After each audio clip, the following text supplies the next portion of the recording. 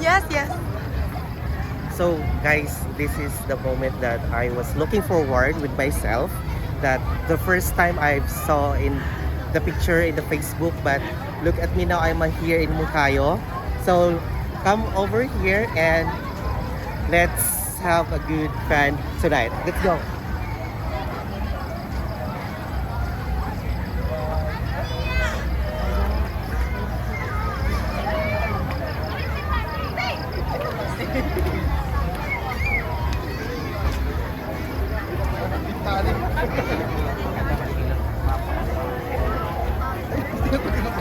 Yeah.